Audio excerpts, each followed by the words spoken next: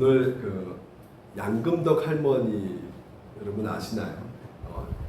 13살 때 초등학교 6학년 때 나주 초등학교 다니던 중에 일본군 정신대에 끌려갔습니다. 그 이후로 말할 수 없는 육체적 정신적 고통을 피해를 입고요. 평생을 이렇게 사셨는데요. 그 사건으로 수십 년간 이어져 내려온 이 고난의 시간들, 정말 누구를 용서할 수 있는 그런 마음의 여유가 없었던 분이시죠. 더구나 이 용서를 구하지도 않고요, 피해를 보상하고자 하는 그 나라에 대한 이 섭섭함과 분노는 평생 견딜 수 없는 것이었죠.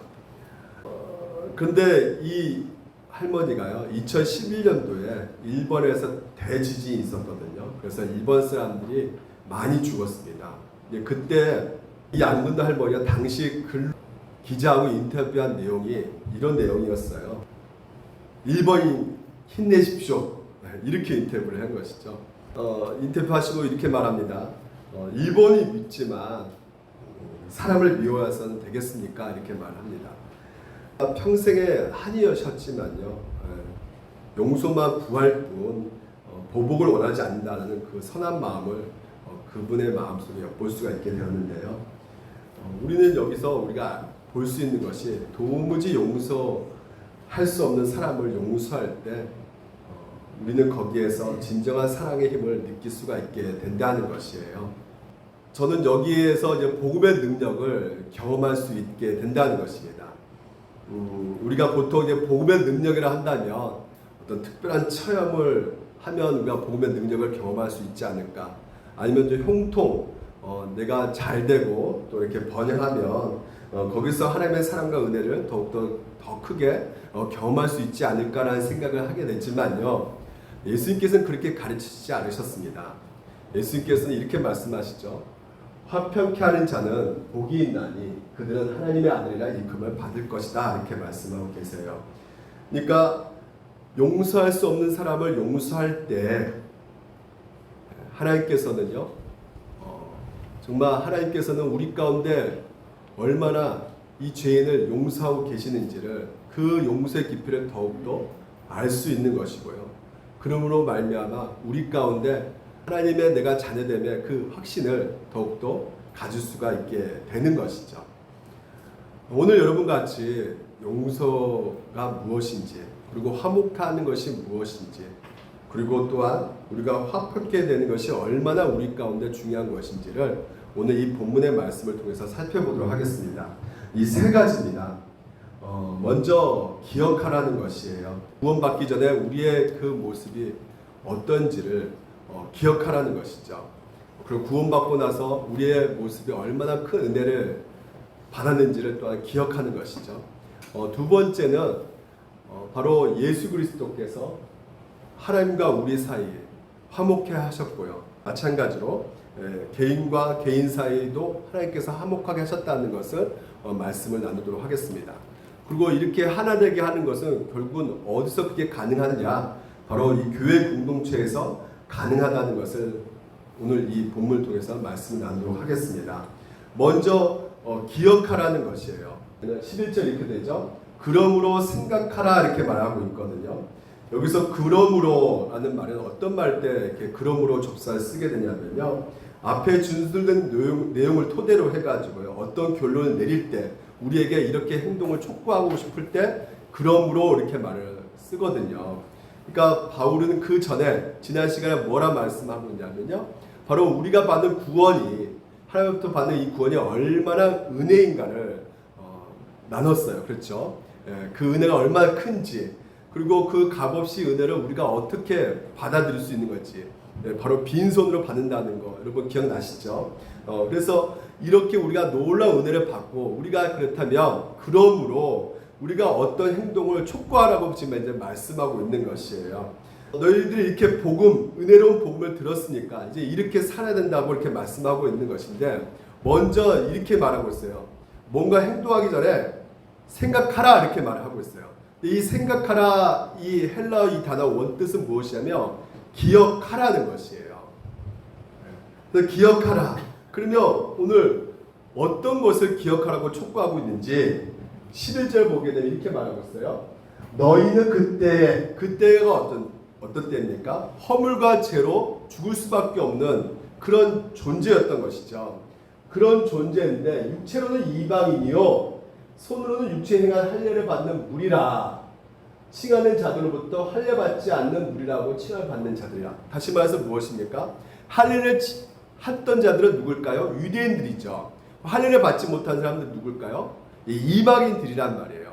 그래서 유대인 관점에서 할례를 받고 우리는 할례를 받고 너희들은 할례를 받지 못하는 그런 이방이다라는 것을 우리에게 말해주고 있어요. 이게 무슨 말이냐? 12절에 이렇게 말하고 있죠. 이것은 이제 복음의 관점에서 우리를 보여주고 있는 것입니다.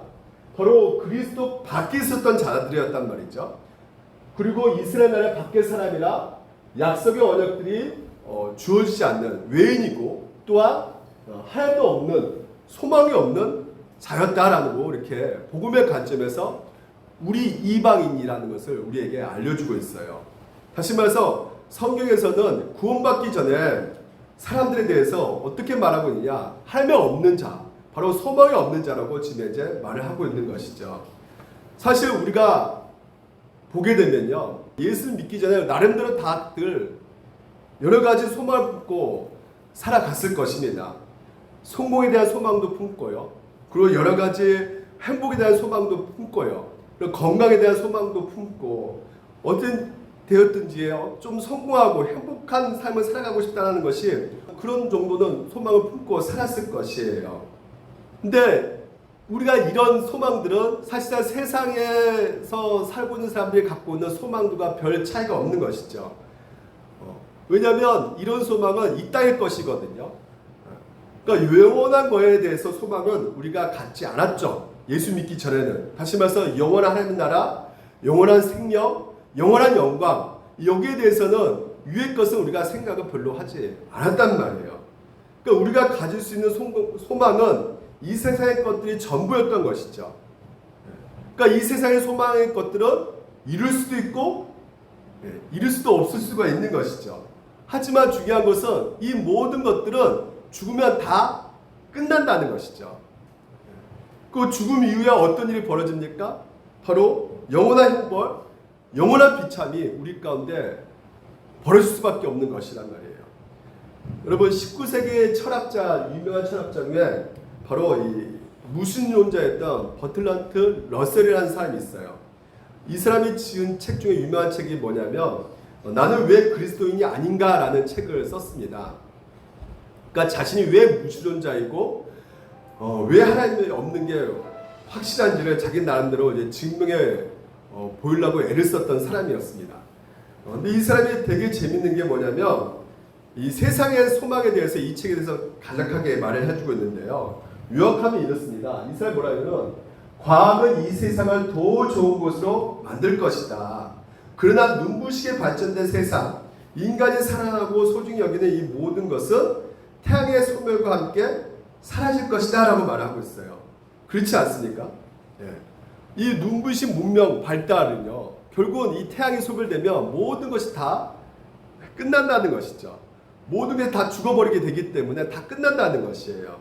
그래서 누구도 이 모든 것을 이제는 우리가 기억할 수 없을 것이다 라고 이렇게 이분이 말을 하고 있는데, 한마디로 내린 결론이 무엇이냐면 이 세상은요 아무 의미가 없다. 그러니까 우리 인생은 그렇기 때문에 한마디로 의미가 없는 삶이라는 것을 이분이 말해주고 있는 것이죠. 바꿔 말하면 우리에겐 소망이 없다는 것이에요. 궁극적인 소망이 없다라는 것입니다. 그러니까 하나님이 없는 자들에게는 이 세상을 소망을 품고 살아갔지만요, 결국은 어떻다고 말하는 것이에요? 진정한 소망이 될 수가 없다는 것이에요. 그런 의미에서 성경은 우리 가운데 분명하게 한 가지를 기억하라고 말을 하고 있어요. 우리가 어떤 존재였는가? 과거에는 죄인이었다는 것이에요. 하나님이 없이, 소망 없이 살았던 존재였다는 것입니다. 그래서 비참해질 수밖에 없는 그런 존재였다는 것이에요. 그래서 기억해야 될 것은 무엇이냐면 그런 너희들을 하나님께서 사랑하셔서 그 아들 예수 그리스도를 우리를 위해서 아낌없이 내어주심으로 말미암아 우리를 구원하신 것을 너희들이 기억하라고 지금 현재 말씀하고 있는 것입니다. 13절하고 같이 한번 읽어볼까요? 시작. 전에 멀리 있던 너희가 그리스도 예수 안에서 그리스도의 피로 가까워졌다는 것이에요. 여러분, 누구로부터 멀리 있었다는 것이죠? 하나님부터 멀리 있었던 존재였다는 것이죠. 근데 어떻게 가까워졌다고요? 누구 때문에? 예수 그리스도 피 때문에 우리가 하나님과 가까워졌다는 것이에요. 과거에 무수히 많은 죄를 지었음에도 불구하고, 그래서 우리가 심판과 저주를 받을 수밖에 없는 그런 존재이고요. 세상의 소망을 품고 살지만 그것도 영원한 소망이 아니란 말이죠. 결론적으로 우리는 영원히 비참해질 수밖에 없는 것이고, 이런 절망 가운데 있는 우리를 향해서 너희들이 그 하나님의 놀라운 구원을 행하셨음을 기억하라. 그래서 너희는 이제 하나님이 함께 동의한 자가 되었고 하나님께 소망을 둔 자가 되었고, 그래서 너희들이 이제는 그 영원한 날에 기업으로 삼는 자녀가 되었음을 하나님께서는 기억하라고 말씀하고 있는 것입니다. 그러면 우리가 한 가지 더 질문해 볼 수 있는 것이 무엇이냐면요, 성경에서는 왜 우리에게 이런 복음을 믿는다면, 우리가 이렇게 복음으로 우리가 구원을 받는다면요, 그럼 이제부터 좀 더 긍정적인 거 있잖아요. 이제 하나님의 자녀가 되었다, 이제는 너 좋은 것, 이제는 너희들이 가지게 되었다, 이렇게 좋은 것을 생각하고 좀 기억하라고 이렇게 말을 해야 될 텐데, 어떻게 말을 하고 있어요? 자꾸 우리가 부끄럽고 얻은 거에 대해서 계속 기억하라고 말을 하고 있단 말이에요. 왜 그럴까요? 그 이유가 무엇일까요? 왜 과거에 얻은 것을 기억하라고 말씀하는 이유가 무엇일까요?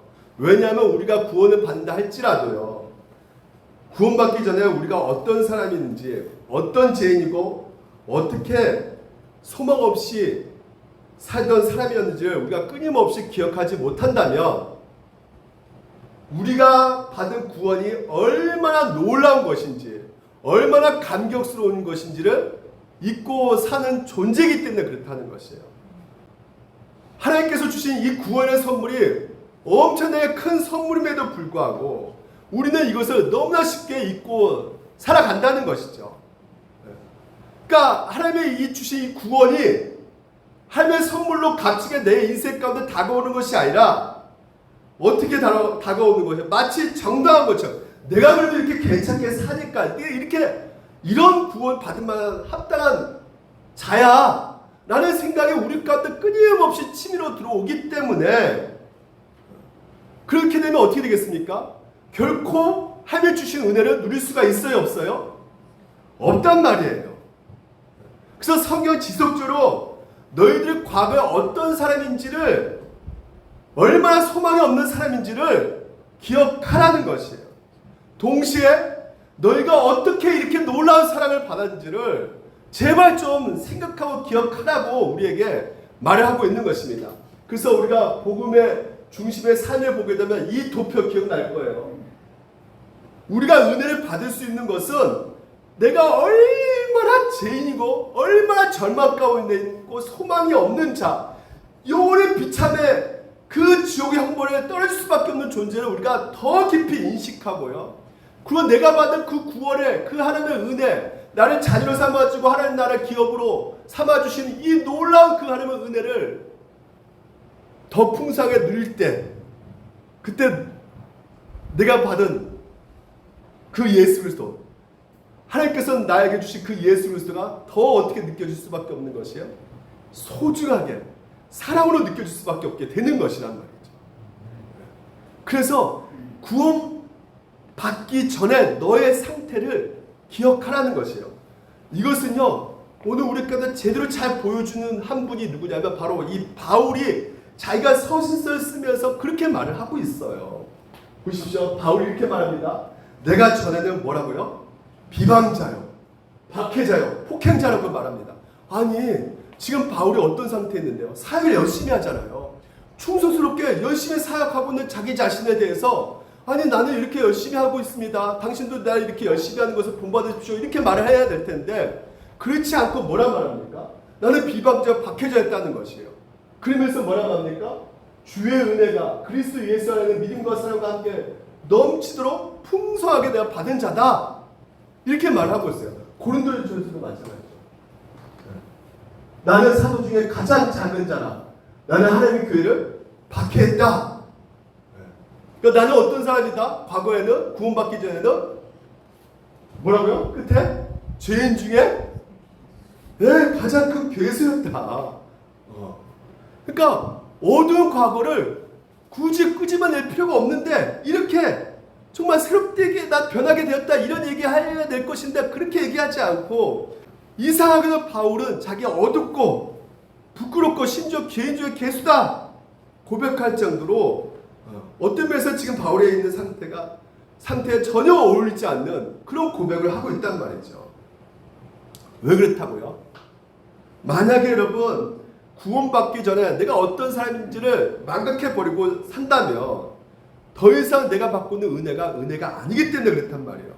마치 내가 어느새 훌륭한 사람이 되었기 때문에 내가 무엇인가를 잘했기 때문에 뭔가 자격이 있기 때문에 하나님께서 나에게 은혜를 베풀어 주신 것이지 라고 우리가 생각을 할 수 있기 때문에 결국 은혜가 아니게 되어버린 것이 된다는 것이죠.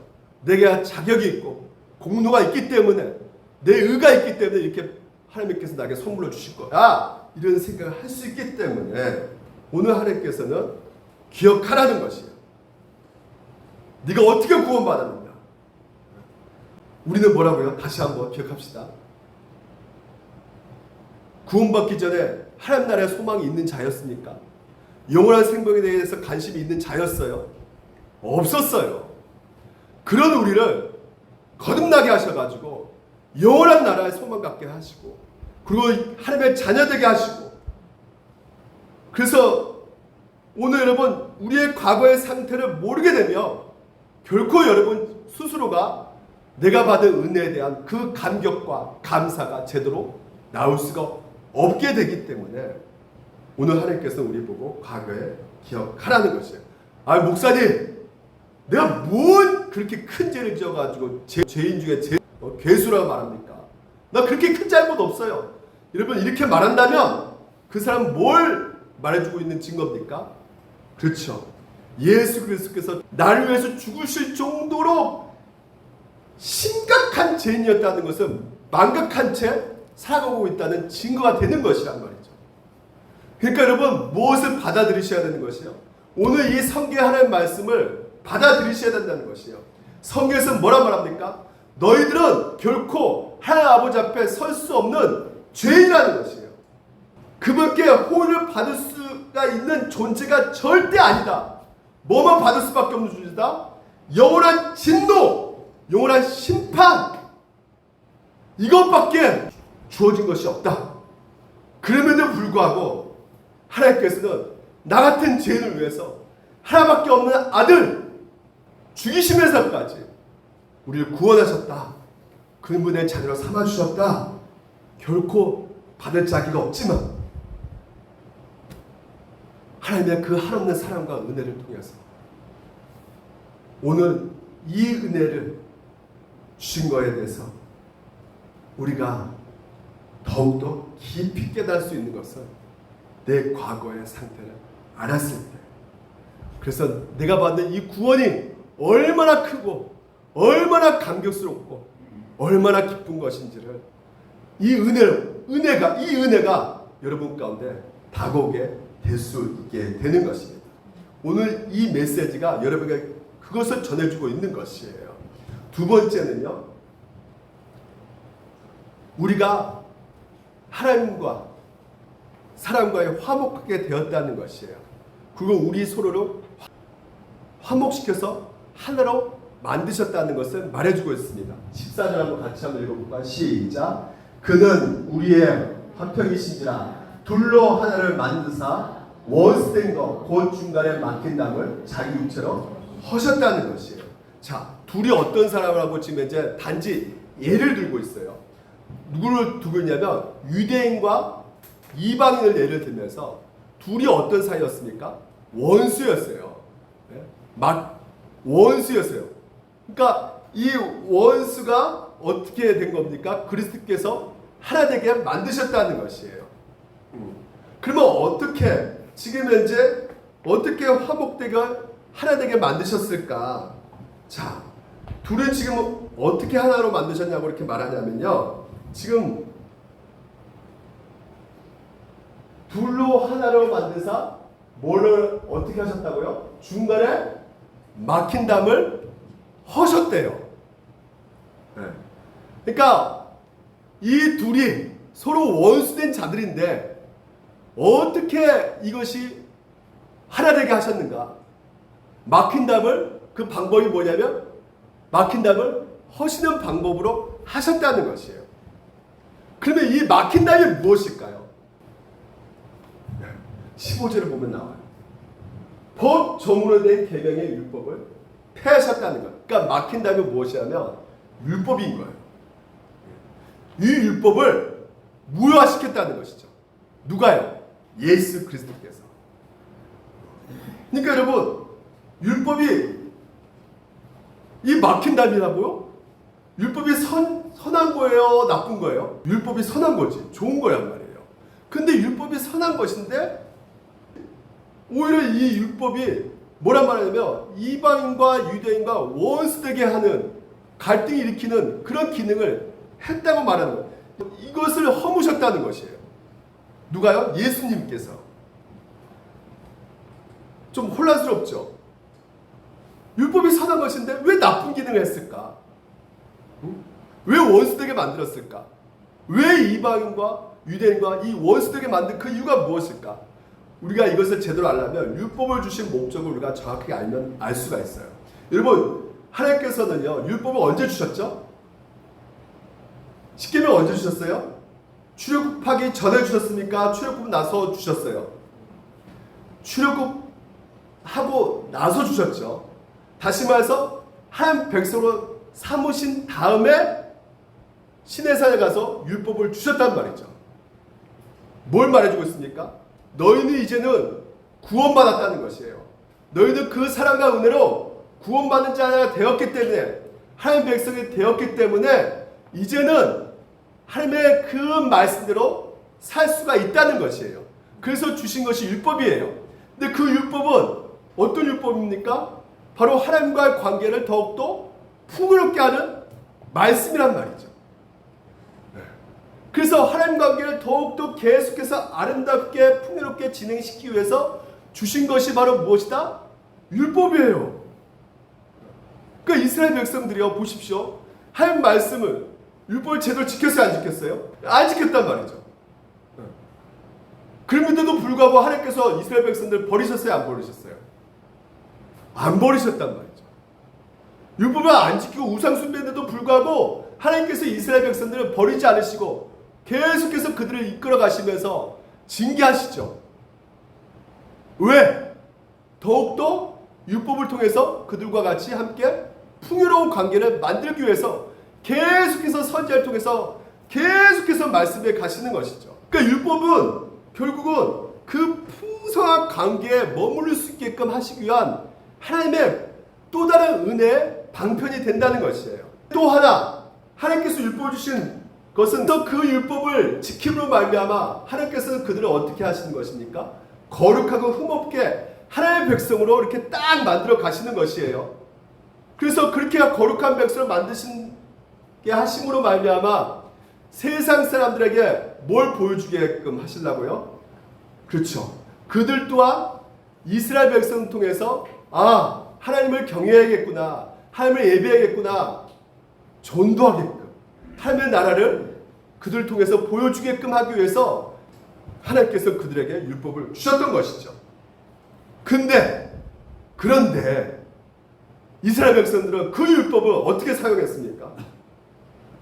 너희들이 그런 율법을 잘 순종하며 말미암아 세상 사람들이 와, 정말 하나님이 계시구나, 저렇게 거룩하고 의롭구나 라는 것을 보여주면서 그들이 하나님을 알게끔 해야 되는데 이스라엘 백성들은 그 율법을 가지고 야, 너하고 나는 달라, 나는 율법 받는 자야, 하나님 말씀 갖고 있는 자들이야, 너희들은 이방인들이야, 너희들하고 나하고 차원이 달리지 하면서 어떻게 합니까? 그 율법을 가지고 정죄를 했단 말이에요. 그러니까 이방 사람들은 당연히 이스라엘 사람들은 어떻게 생각할 수밖에 없어요? 적개심을 가지고 생각할 수밖에 없는 것이에요. 그러니까 어떻게 된 겁니까? 결국은 그 율법이 선한 것임에도 불구하고 그 율법이 이방과 유대인들을 원수되게 만들었단 말이에요. 그래서 유대인과 이방을 가로막고 있는 담이다. 뭐가요? 율법이. 결국 예수 그리스도께서 그 막힌 담을 무너뜨리면서 우리 가운데 주는 메시지가 바로 이런 것이란 말이에요. 예수께서는 자신의 죽음을 통해서 유대인과 이방인들 똑같은 메시지를 주고 있단 말이에요. 어떤 메시지요? 너희들이 율법이 있든지 없든지 할 말씀에 순종하든지 아니면 뭐 순종하지 않든지 거룩한 삶을 살아내든지 안 되는지 간에 내가 죽을 정도로 너희들의 죄는 엄청나게 심각한 죄덩어리라는 것이에요. 유대인이나 이방이나 다 내가 죽을 수밖에 없는 그 정도로 너희들은 심각한 죄인이라고 지금 현재 말을 해주고 있단 말이에요. 그러니까 너희들이 서로가 서로를 향해서 내가 더 너보다 낫다? 훌륭하다? 말할 수 있다 없다? 없다는 것이에요.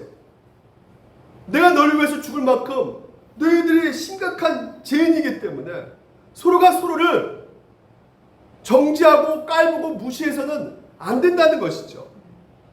반면에 또한 내가 너희들을 너무나 사랑해가지고, 그러니까 성부 하나님께서 우리를 너무나 사랑하셔가지고 하나밖에 없는 아들 예수 그리스도를 내어주신 만큼이나 무한한 사랑을 받고 있는 사람이 바로 너희들이라는 것이에요. 그래서 그리스도 안에서 헬라인이나 유대인이나 이방이나 다 똑같이 하나님의 그 놀라운 사랑을 받고 있는 자이기 때문에 하나다 라는 것을 우리 가운데 알려주고 있다는 것이죠.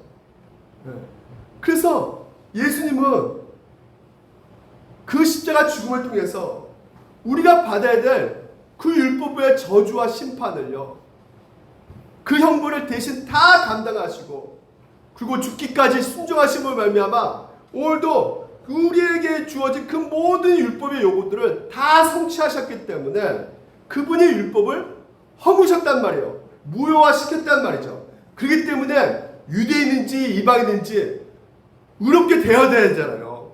예? 의롭게 해야지만이 영원한 나라에 들어갈 수 있는데 이제는 유대인인지 이방인인지 그들의 의로움으로 하나님 나라 갈 수 있는 것이 아니기 때문에 예수 그리스도께서 우리 가운데 행하신 그 의로움만이 하나님께서 받아들여지기 때문에 그리스도 예수 안에서 이방이나 헬라이나 다 같이 하나 되게 또 화해될 수 있게 되었다는 것입니다. 이것을 우리에게 알려주고 있는 것이에요. 여러분, 유대인과 헬라인, 이방인들만 막힌 담이 있었을까요? 오늘도 여러분, 우리 또한 율법이 아닌 다른 것을 가지고 서로 막혀 있지 않습니까? 예? 서로 향해서 우월의식 갖고, 예? 깔보고 무시하고 자기보다 한 수 아래로 여기는 그렇게 만드는 막힌 담들이 오늘 우리에게 이 세상에 너무나 많다는 것이에요.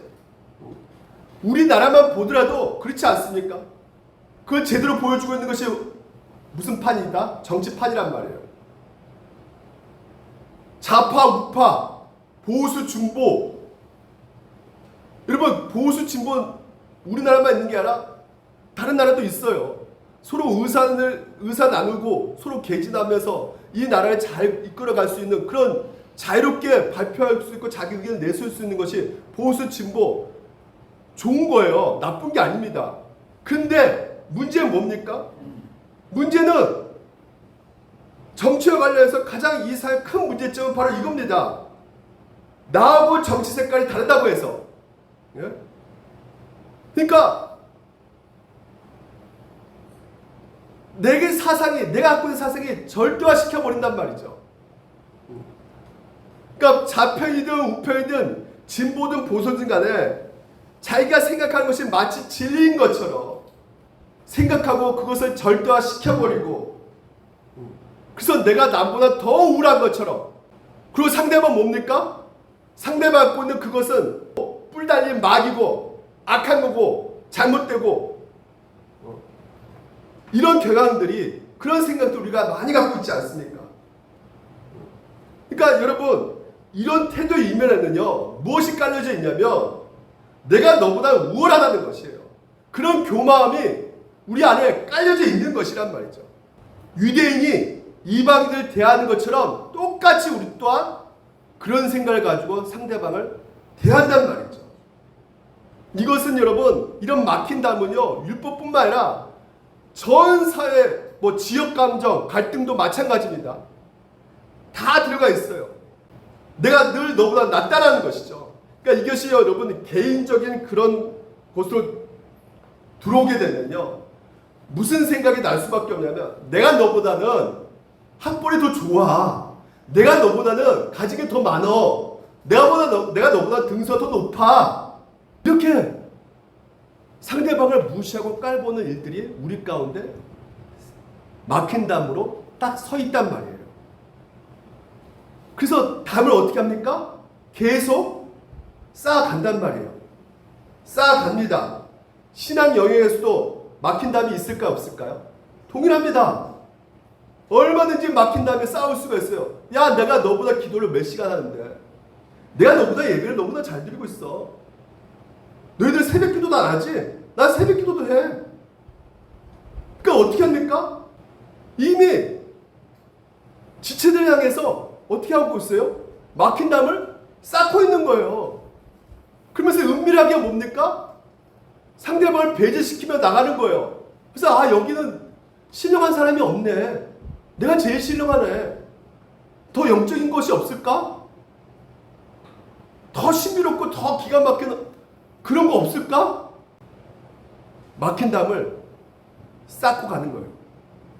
그런 우리를 향해서 예수께서 십자가가 바로 우리 막힌 담을 무너뜨리셨다는 것이, 우리가 우리의 의를 붙들고 이 막힌 담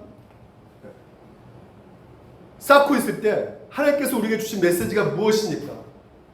십자가 우리 가운데 보여준 것이 무엇입니까? 너희들은 단순한 죄인이 아니라는 거예요. 그리스도께서 십자가 달려 죽음을 당할 정도로 그것이 아니라면 도무지 구원받을 수가 없는 그런 죄인이란 말이죠. 누가요? 네?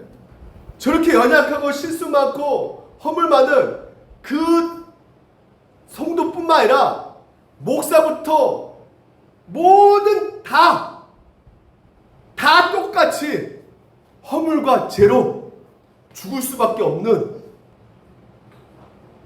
그렇게 저주받고 진노받을 수밖에 없는 그런 존재였다는 것이에요.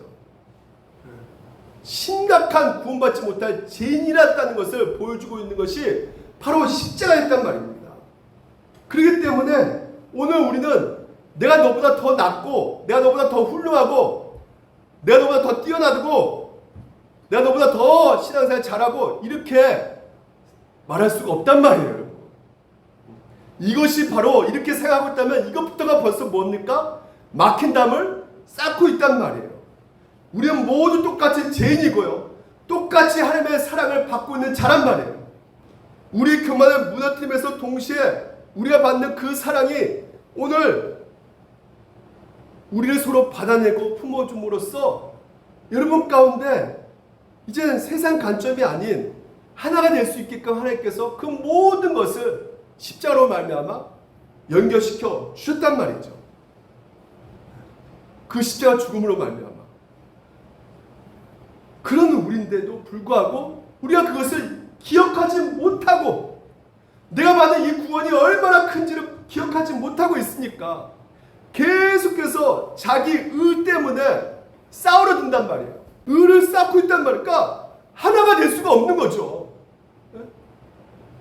여러분, 하나님과 상관없는 인간의 자아는요, 이거 너무나 중요합니다. 그 자체로 고통덩어리예요. 무슨 말이냐면, 우리가 그런 말 하잖아요. 기분 상한다고. 네? 근데 여러분, 사실상 기분이라는 것은 상처를 입지 않습니다. 뭐가 상하는 것이냐면 내 자아가 상처를 입었다는 거예요. 결론적으로. 그러니까 기분에는 아무런 문제가 없어요. 내 자아입니다. 자아가 상한 것이에요. 그러니까 왜 우리들 자꾸만 내가 거절당한 느낌이 들고 남이 나를 무시한다는 느낌이 들고요. 예?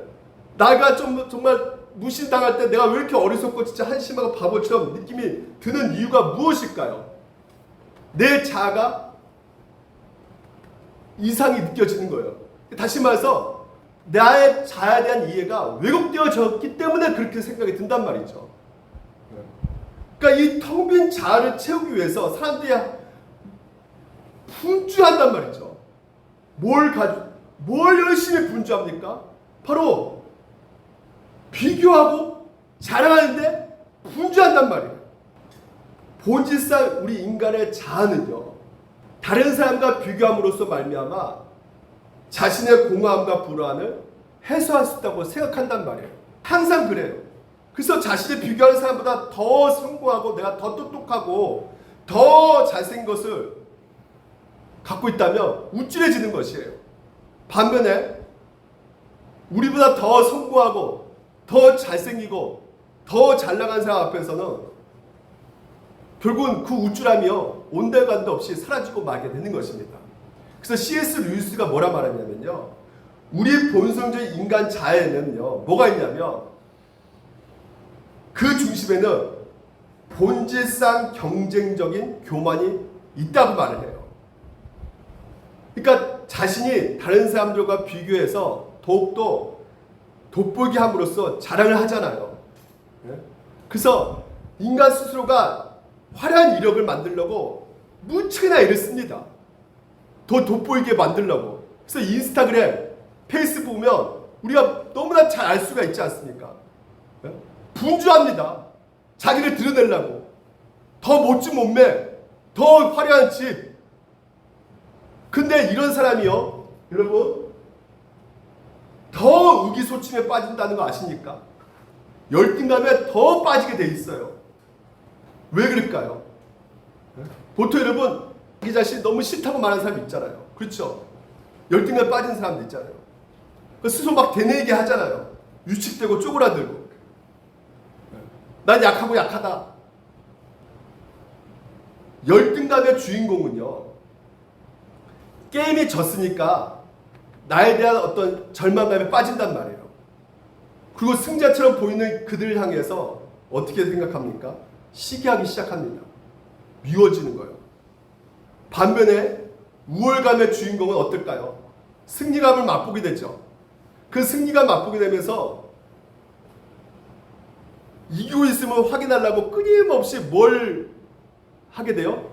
상대방을 비교하게 되는 것이에요. 그러니까 우월감에 빠진 사람이나 열등감에 빠진 사람은 어떨까요? 경쟁을 통해서 남을 희생시켜 자존감을 얻으려고 하는 것은 똑같다는 거예요. 그래서 남들보다 좀 더 능가해서 자기 정체감을 세우려고 하는 것이 인간의 본성 자란 말이에요. 근데 결국은 어떻게 되는 것입니까? 우월감에 빠지거나 열등감에 빠지게 되는 그 상황 속에서는 내 자아는 함몰될 수밖에 없게 되는 것이에요. 그래서 여러분, 오늘 여러분 가운데 하나님께서는 말씀하고 계세요. 너의 존재는 이제는 새로운 정체성을 가진 존재다. 그래서 현대사회가 끊임없이 말하고 있는 것이, 야, 상대방 기준에 너희들 생각하지 말고 네가 기준을 만들어가지고 네가 열심히 노력해서 기준에 네가 맞게끔 되면 너는 자유해져. 마음이 편해져. 근데 여러분, 내가 기준을 만들어가지고 내가 그 기준 가운데 고양시켜가지고 열심히 만들어낸다 할지라도 결국은 그 기준에 미치지 못하기 때문에 우리는 괴로울 수밖에 없게 되는 것이란 말이에요. 그래서 바울은 이렇게 말하고 있는 거예요. 나도 나를 판단하지 않는다는 것이에요.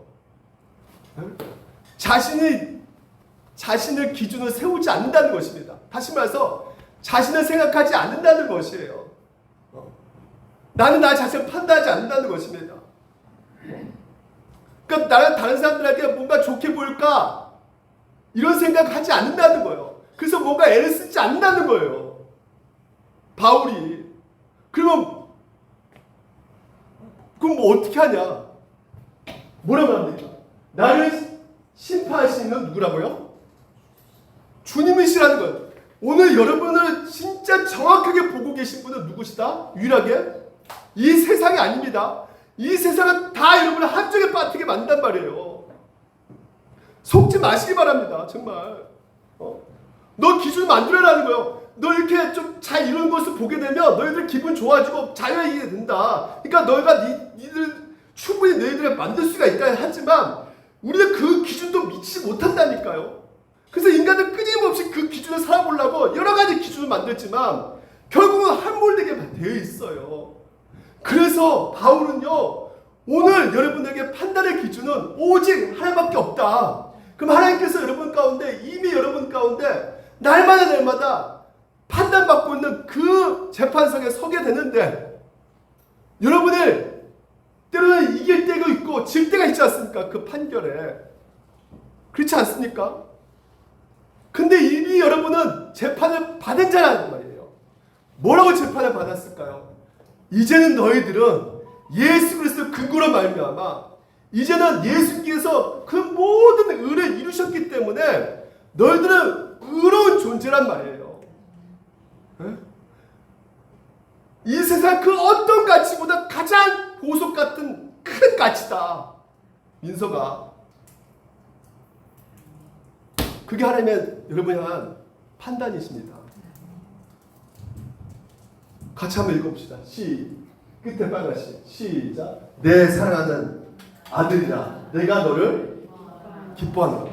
성령이 임하니까 그 성령께서 오늘도 그 음성 가운데 들려주시는 것이에요. 오늘 여러분 성령이 여러분 가운데 임했습니다. 성령께서 오늘 여러분 가운데 임하시면 뭘 알려주고 계십니까? 넌 내 자녀야. 넌 내가 가장 소중하고 기뻐하는 자야. 이게 여러분 향한 판결이에요. 평결이란 말이에요. 그래서 여러분 우리는 모두 똑같은 죄인이지만요. 그리스도 피값으로 생명값을 얻게 된 자란 말이죠. 그래서 오늘도 우리의 자기와 교만을 이제 무너뜨리면서 동시에 내가 그 놀라운 사랑을 받는 저로서 상대방을 어떻게 할 수 있어요? 이제는 품을 수 있게 되었단 말이에요. 그래서 마지막 15절에 오늘 여러분 이 사랑, 오늘 이 하나님을 이룰 수 있는 공동체는 어디밖에 없다? 교회 공동체밖에 없다. 왜? 이 세상은 끊임없이 가난한 자, 부한 자, 병든 자, 건강한 자, 실력 있는 자, 없는 자, 학벌 좋은 자, 없는 자, 돈 있는 자, 없는 자 나눠요. 나눈단 말이에요. 그런 너희들 이 세상 가운데 우리를 이 교회로 부르셔가지고 너희들 이제 새롭게 창조된 자들이다. 다 똑같이 죄인이었는데 다 똑같이 하나님의 사랑을 받고 있는 자다. 이 공동체, 하나 되게 하는 공동체는 오직 이 세상에 교회밖에 없습니다. 초대교회를 연구하는 많은 학자들이 한 가지 궁금한 점이 있었어요. 그게 뭐냐면 어떻게 이 초대교회가 120명밖에 안 됐는데 300년 후에 로마를 다 어떻게 해요? 기독교화 시켜버렸단 말이에요. 이런 일이 어떻게 일어날 수 있을까? 조사에 들어갔습니다. 연구했단 말이에요. 한 가지 공통된 점을 발견했어요. 그것이 무엇이냐? 로마 사회가 어떤 사회입니까? 차별이 극심한 사회입니다. 여자가 어떻게 될 수밖에 없어요? 그냥 폭행 당합니다. 길거리 지나가다가 여자 그냥 경찰 따르면 그냥 성폭행 당하는 게 로마 시대였어요. 인종 차별 시대였단 말이에요. 애들 완전히 무시해버린 데가 바로 이 로마 시대였단 말입니다.